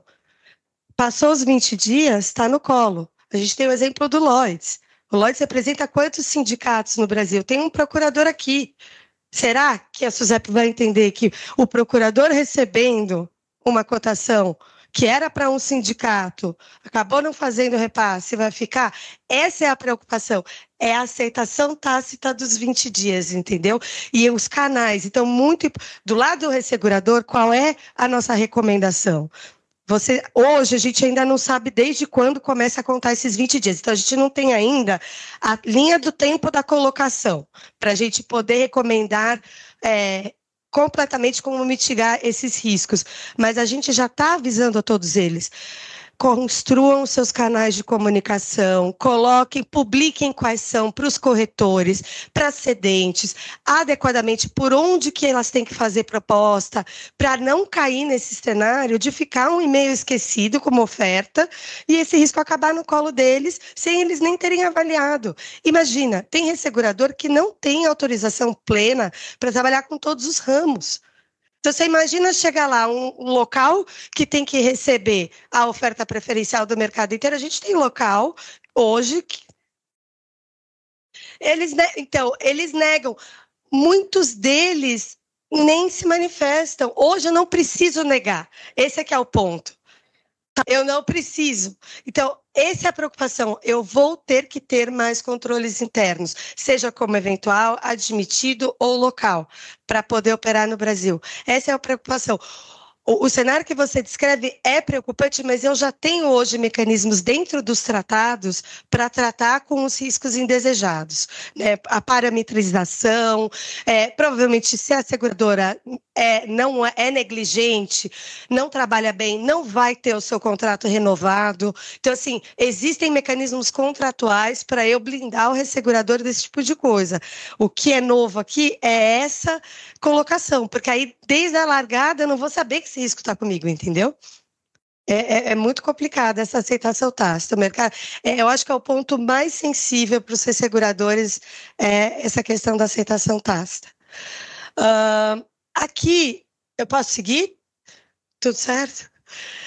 Aqui, a gente tem, esse é o primeiro dispositivo que conflita com a Lei Complementar 126. Eu tenho o artigo 14 lá, que fala que não há relação direta entre ressegurador e segurado, retrocessionário e segurado. Ele é taxativo, não há, em hipótese alguma, não há.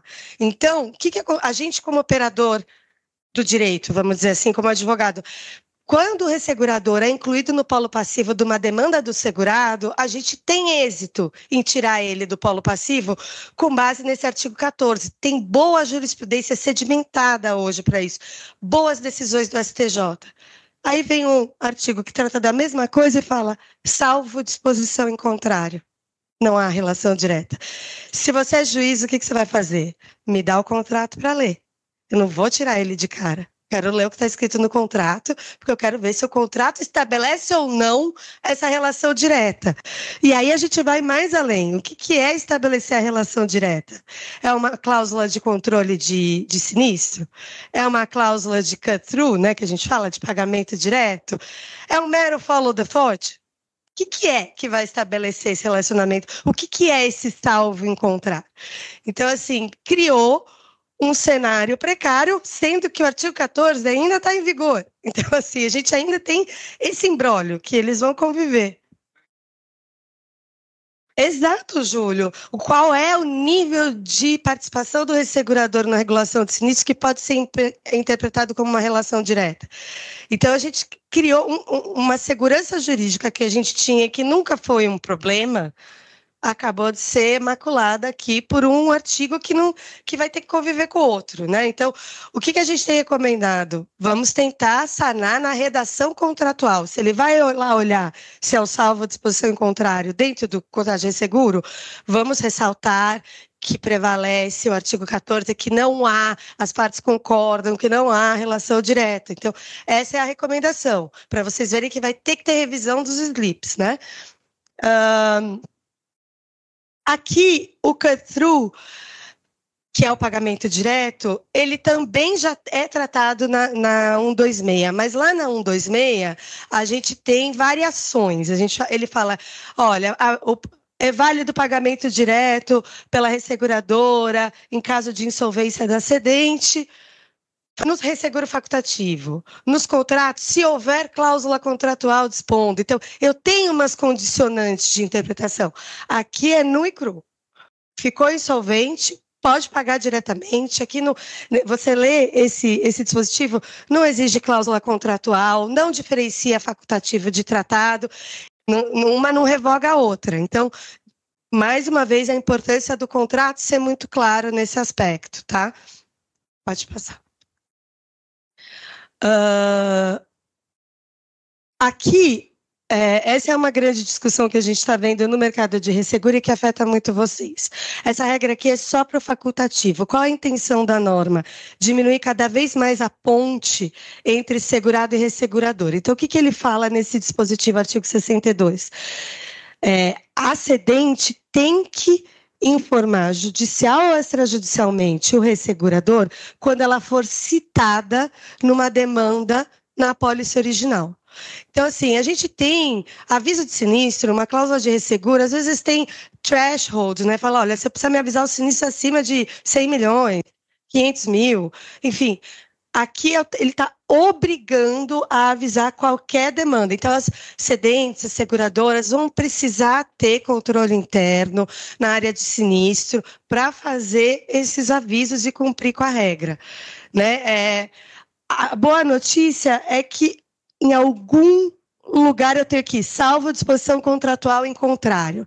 Então, se eu mantiver as regras do aviso só quando o sinistro se tornar relevante em um certo montante, no facultativo, dando a caneta para cedente conduzir aquilo, vai valer porque é uma disposição em contrário, tá? Então, de novo, a importância de revisar os contratos e de deixar claro qual é a intenção.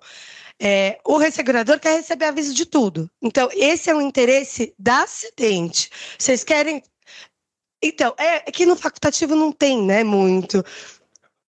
Exato. O que vocês querem? Vocês querem avisar acima de 100 milhões? Vocês querem avisar acima de 100 mil?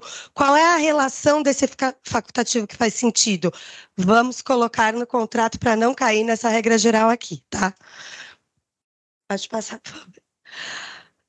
Aqui a gente tem uma discussão bem quente para o pessoal de sinistro, que é a questão dos adiantamentos, né? Vocês viram na parte de sinistro que eu tenho adiantamentos mandatórios agora, né? Vai apurando, vai tendo que adiantar de forma mandatória.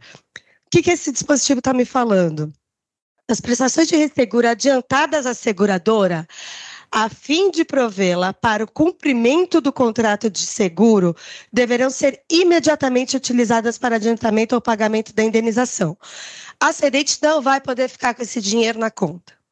O que é imediatamente? Não tenho a menor ideia. Nós não sabemos ainda. O SUSEP vai tratar disso? Talvez trate disso. Talvez não, talvez seja jurisprudência. O ponto é, a gente não sabe o que é o imediatamente, mas o financeiro junto com o sinistro vai ter que ser ágil para fazer o dinheiro que chegou a andar. Qual que é o ponto aqui? O cash call no resseguro, obviamente ele funciona para pagamento de indenização na pólice original, mas às vezes ele funciona para pagamento de despesa. Na regulação de sinistro. Às vezes, você faz um cash call e ainda está apurando a perda, não tem o valor, mas você precisa estar capitalizado porque a hora que apurar vai ter que pagar. Então, tem cenários de cash call que eu não tenho ainda o dever, o cumprimento do contrato de seguro, o dever de cumprir no contrato de seguro original. Então, a gente estava discutindo isso com alguns players, que talvez nesse cenário não gatilhe imediatamente, vocês consigam ficar com esse dinheiro. Júlio, vem aqui dar o Júlio faz essa coleta para o aviation muito. No aviation é muito comum quando temos sinistros assim de grande porte. A gente teve um recentemente, que é a coleta antecipada dos fundos, justamente porque você tem situações em que os pagamentos começam a ser urgentes e aí você fica passando o chapéu para recolher $500 mil, $1 milhão, não faz sentido. Então, muitas vezes, o pool já coleta 20 milhões, e aí lá em Londres, o que eles encontraram como solução no mercado londrino é que normalmente esses fundos ficam na mão dos reguladores, dos advogados, ajustadores, e aqui no Brasil, infelizmente, a gente não tem nenhum tipo de regulamentação, por exemplo, da OAB, dos órgãos de classe, até porque não tem, acho que nenhum órgão regulador dos ajustadores para que eles possam regular, você está com o dinheiro do cliente na sua conta, você precisa de alguma regra, né?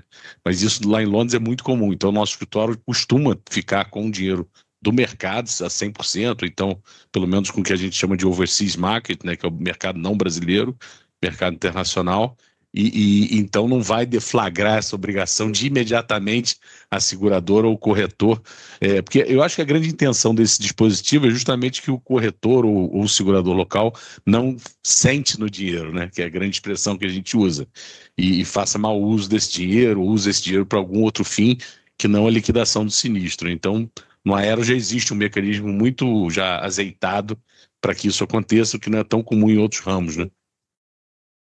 Pois é, eu acho que nesse caso que você citou, Júlio, talvez só consiga descer para a seguradora quando já tiver os valores definidos e eu não consiga descer antes.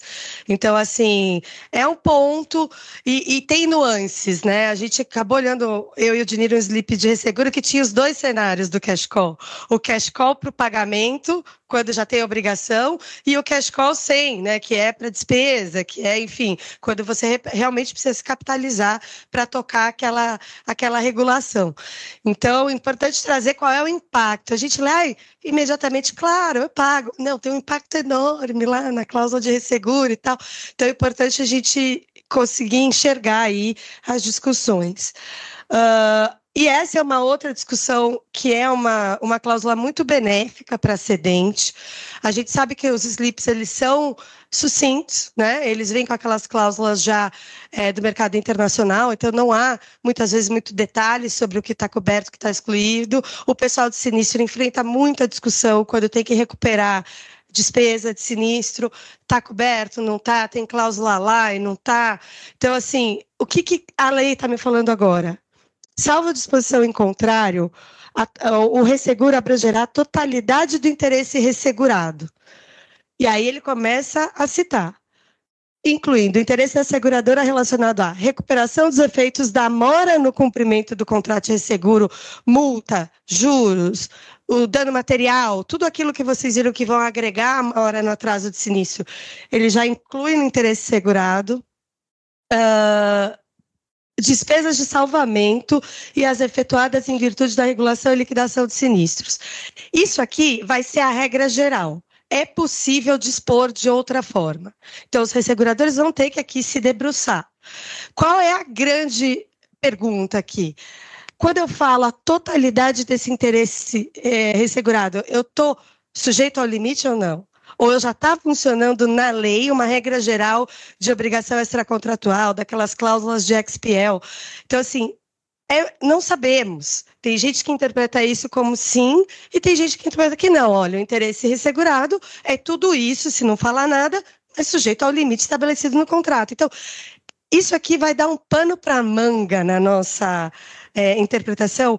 O que precisa acontecer? De novo, os contratos de resseguro precisam estar muito claros sobre o que cobre. Qual é a boa notícia para a cedente? Na ausência de clareza, vai beneficiar a cedente e o interesse ressegurado vai compreender tudo aquilo. Pode falar. Tem uma pergunta aqui do Márcio Carneiro. São duas perguntas, na realidade. Pode passar. Pela nova lei, as SSPE poderão emitir apólices? Ele precisa me explicar um pouco melhor qual é a dúvida. Quem pode emitir a apólice é seguradora e cooperativa de seguro autorizada a operar pela SUSEP. Se a SPE for autorizada, ela pode. Se não for, continua não podendo. Isso não mudou, a lei não abrange isso, tá? Não, quem é e quem não é seguradora, não tratamos disso nessa lei. Temos uma nova lei complementar 213, mudando a Decreto-Lei 73, ampliando esses conceitos para cooperativa e associação de proteção patrimonial, mas não sei se é o ponto dele. Exatamente, é outra palestra. A outra pergunta aqui é sobre as LRS. Poderão ser garantia colateral com certificados de recebíveis ou somente em reais? De novo, não é essa lei que trata de LRS. O que a gente tem das letras de seguro é uma lei que mudou, que trouxe essa possibilidade e mudou a lei de corretagem, inclusive, caindo a comissão obrigatória. Então, também é uma outra palestra, tá? Essa lei aqui, gente, não impacta esses outros mecanismos. Ela vai impactar o dia a dia do seguro, do produto de seguro. Todas as inovações que a gente está vendo no mercado, tal, são objeto de outros textos normativos que não foram invalidados, alterados, nada por essa lei. Ok? Então, só para deixar muito claro, para a gente não misturar muitos assuntos, porque se eu for falar de letra de seguro agora, a gente vai ficar até as 3 da tarde. Só uma observação para quem quiser fazer uma pergunta, um comentário, para poder pegar o microfone para falar. Tá joia. Obrigada. Vamos voltar aqui para... A gente está, sim, colocando de pé um evento de cooperativas, né, Dini? Dia 8 de maio. Então, quem tiver agenda aí já bloqueia. E a gente se compromete a circular o convite para todos vocês, através aí da área. Pode passar. Aqui, a gente trouxe esse ponto, que foi um ponto muito discutido na FENABER, que a gente volta para um artigo do capítulo de sinistro. Tá? Que é o artigo que define como atividade fim da seguradora a regulação, a liquidação do sinistro, e ele tem um parágrafo que fala, mas a seguradora pode contratar regulador e liquidante. Os resseguradores estão temerosos de que isso aqui limite a existência da cláusula de claims control nos contratos de resseguro. Eu, lendo isso aqui, discordo, por analogia, vamos dizer assim. Hoje, é atividade fim, se você for ler que cabe à seguradora exclusivamente a regulação e a liquidação, eu não poderia ter MGA fazendo regulação e liquidação, eu não poderia ter outros players. O fato de eu ter uma cláusula de claims control que vai garantir ao ressegurador a regulação de sinistro não elimina o risco de crédito e a obrigação direta da seguradora com o segurado. Ela só vai ter que fazer o que o ressegurador recomendou. Então, ela continua sendo o player responsável por aquele sinistro perante o segurado. Então, essa, para mim, é a razão do porquê isso aqui não afeta a cláusula de claims control. A gente tem normas da SUSEP reconhecendo a validade dessa cláusula para facultativo. Então, assim, se a SUSEP entender de outra forma, ela vai precisar se manifestar nas normas. Da onde nasceu essa discussão?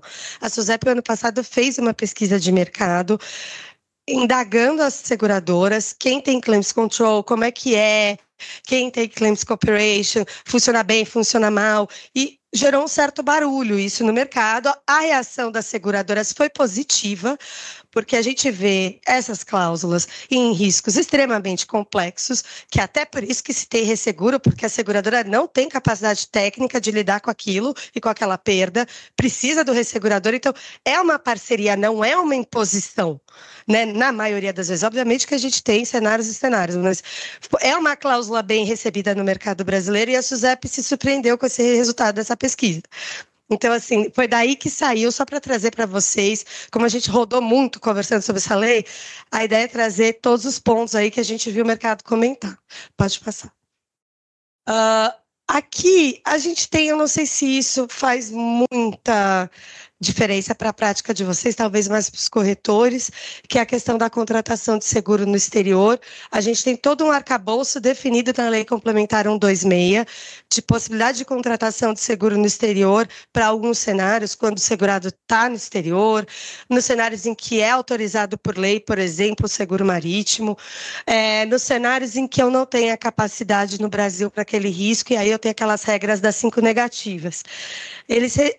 Essa nossa lei, ela resguarda tudo isso, mas ela diz que as apólices têm que ter lei brasileira.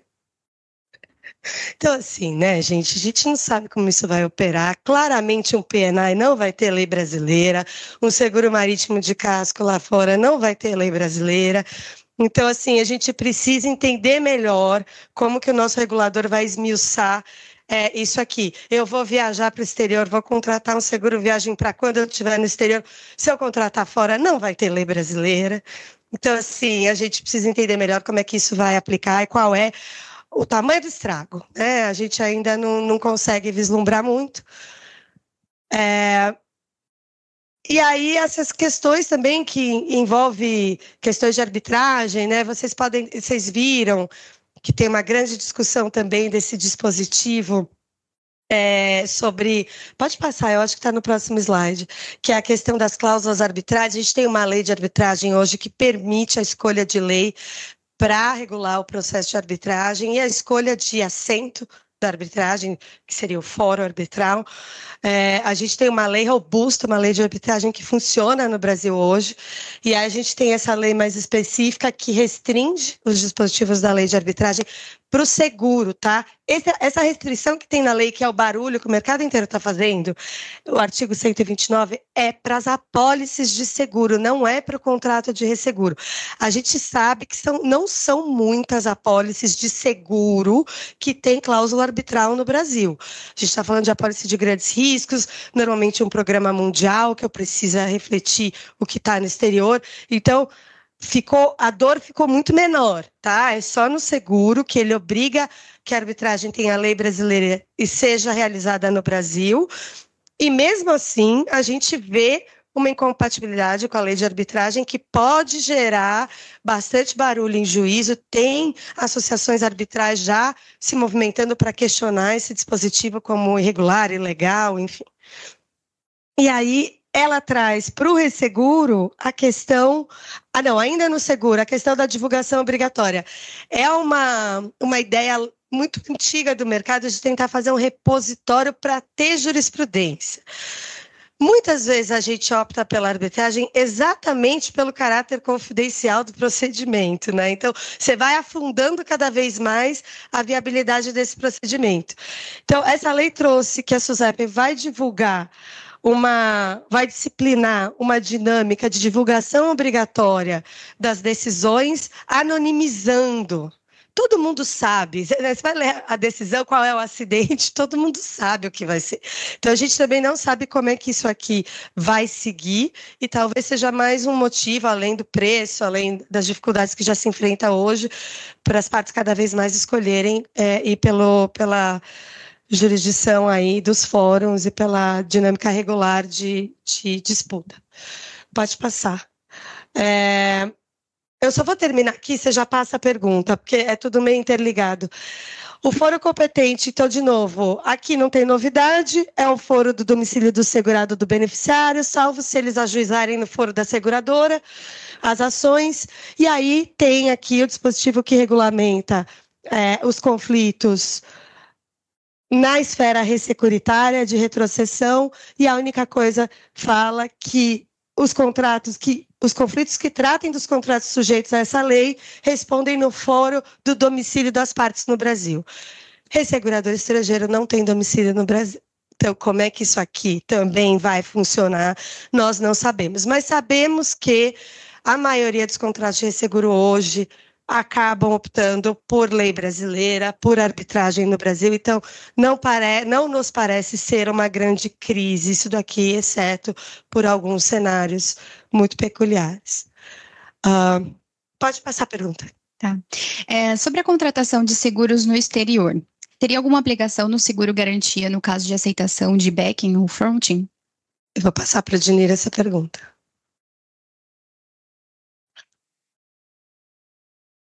Pode repetir? A Elaine que está perguntando. Tá. Sobre a contratação de seguros no exterior. Tá. Teria alguma aplicação no seguro garantia no caso de aceitação de backing ou fronting? Não, porque o fronting é feito pela seguradora brasileira, gente. Aqui é a contratação do seguro direto, é isso que ele está regulando. Eu não estou contratando com CNPJ brasileiro, a apólice não é brasileira. Eu tenho que remeter para o exterior o prêmio de seguro. Esse é o cenário que a lei está tratando, tá? Quando eu tenho fronting, vamos lá, essa é uma grande pergunta que a gente atende estrangeiro há 20 anos, e há 20 anos o estrangeiro vem para o nosso mercado, ressegurador, corretor, seguradora fala, mas se você tem tanta limitação, direito de preferência, como é que pode fazer fronting? O mercado de seguros brasileiro nasceu no fronting, o IRB viveu a vida inteira de fronting. Não há lógica para nós em limitar o fronting, senão eu não tenho capacidade no Brasil. E a SUSEP fez uma reforma das regras de retenção, possibilitando maiores frontings. Eu não preciso mais reter 50% da globalidade anual do que eu emito de prêmio. Então, assim, o fronting não é proibido no Brasil, é uma prática reconhecida e é uma prática bem vista pelo regulador. É o que eu tenho para dizer para vocês hoje, né? Cada vez mais regras vão limitando menos o fronting. Então, hoje, as seguradoras que operam com carteira de garantia, elas não retêm esse risco no Brasil. A maioria, 90%, é fronting. E essa lei não afeta nada, as disposições sobre seguro no exterior não afetam esse fronting, porque o risco é emitido no Brasil e cedido em resseguro para fora, tá? Aqui a gente passou alguns outros pontos, tem muita peculiaridade, a gente tinha um tempo curto para falar com vocês, tem peculiaridade de RC, tem peculiaridade de vida, tem questões de transferência de risco, transferência de carteira, a gente tem bastante coisa de vida que a gente entendeu que talvez não fosse o foco, então tem muito mais conversas para fazer sobre essa norma. Importante trazer que a moeda que a lei trata da moeda de seguro como real, isso é um retrocesso para grandes linhas de negócio. A gente não sabe como é que vai ficar isso perante a SUSEP, né? A gente tem hoje uma liberdade de decidir a moeda que a gente quer contratar. Então, assim, vai ser difícil a gente começar a trazer todas as questões e fazer as conversões e ter o custo do IOF para converter. Então, esse é um ponto muito delicado que a gente espera que alguma regulamentação da SUSEP dê alguma luz para a gente não andar anos para trás da nossa prática. Importante, tem algumas questões de transferência de risco e não de carteira. Falar da quantia segurada. Não falou, falar da quantia segurada, Júlia, é um bom ponto. Talvez aqui a gente consiga sair para conseguir continuar transacionando o prêmio em dólar e fazer a conversão da quantia, mas mesmo assim, mesma quantia, eu vou ter que ter a regra de conversão. É uma dor, né, que não se justifica. Pontos importantes da transferência de risco, né? A lei ela é muito estrita no sentido de falar que para os seguros obrigatórios, se há uma cessão do risco segurado, eu não preciso avisar a seguradora. O segurado não precisa avisar a seguradora. Então, assim, como é que eu pago a indenização, né? Se eu não sei quem é o novo segurado. Como é que eu faço Know Your Clients? Como é que eu faço monitoramento de PLD? Então, tem algumas questões de transferência de risco que a gente vai ter que também entender melhor com a SUSEP como é que vai funcionar. Tá? É uma construção, de novo, é uma lei que se constrói muito pró-segurado e vai dar muito trabalho de controles internos, de recursos e de adaptação para a seguradora para conseguir casar tudo que ela tem que fazer com as novas obrigações que ela vai ter que enfrentar junto aos segurados e perante a SUSEP por causa dessa lei, tá? Gente, é isso. Vocês têm mais algum complemento? Alguma pergunta a mais? Vocês querem fazer o fechamento? Eu acho que tem inúmeros desafios, né? Nem tudo está perdido, o mercado vai sobreviver, certamente vai superar. É mais um desafio que se coloca aí Alguns de vocês já viram diversas etapas, desde monopólio, abertura de mercado, demora na regulamentação, esse certamente vai ser mais um. A mensagem que a gente tem do mercado lá fora, ressegurador, a gente teve na Alemanha, muito próximo a todos os resseguradores alemães aí que tem uma grande participação no mercado brasileiro, eles olharam isso com muita, eu diria, serenidade e disseram, olha, o custo do Brasil vai aumentar.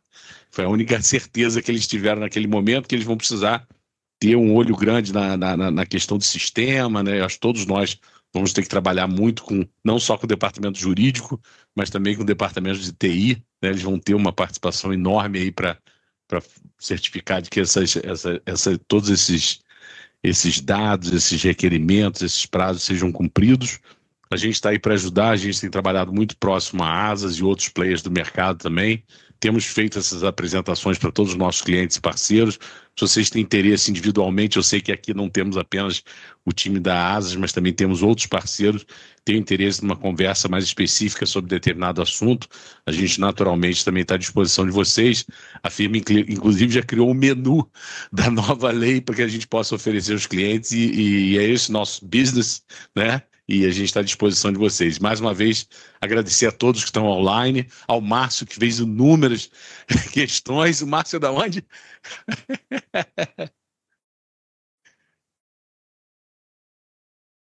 Obrigado, Márcio. E a todos aqui presentes também, a gente está à disposição, caso alguém queira falar de algum outro assunto. E, mais uma vez, agradecer aos colegas da ASA aí pela oportunidade, pelo espaço. Bem.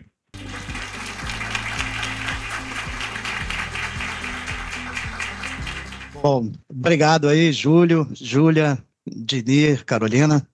Foi ótimo, né? A gente tem uma diversão boa aí para o ano, né? Então, se a gente achava que não tinha trabalho, vai ter um pouquinho. E realmente bastante desafio, né? Vai englobar aí muito TI, jurídico, sinistro, a parte de produto, né? Clausulado, tudo, né? Basicamente, né?